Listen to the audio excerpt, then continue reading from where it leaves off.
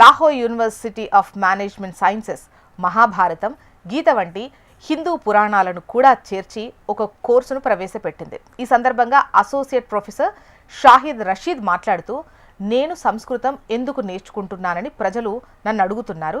మనం దానిని ఎందుకు నేర్చుకోకూడదు అని నేను వారిని అడుగుతున్నా. సింధులోయ నాగరికత సమయంలో ఇక్కడ చాలా రచనలు జరిగాయి.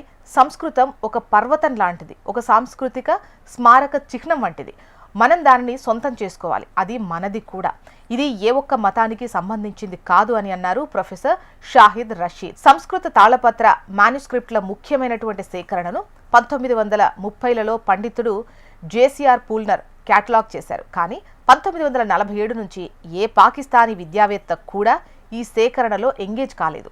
విదేశీ పరిశోధకులు మాత్రమే దీన్ని యూజ్ చేస్తున్నారు. స్థానికంగా పండితులకు శిక్షణ ఇవ్వడం ద్వారా దానిని మారుస్తారు అని గుర్మానీ సెంటర్ డైరెక్టర్ అలీ ఉస్మాన్ ఖాస్మీ తెలిపారు. సంస్కృత కోర్స్ 3 నెలల వారాంతపు వర్క్షాప్ ప్రారంభమైంది. చివరికి దానిని అద్భుతమైనటువంటి స్పందన సొంతం చేసుకోవడం వల్ల తర్వాత 4 క్రెడిట్ విశ్వవిద్యాలయ కోర్సుగా మారింది. మేము స్పందన చూసిన తర్వాత సరైన విశ్వవిద్యాలయ కోర్సుగా ప్రవేశపెట్టాలని నిర్ణయించుకున్నాము.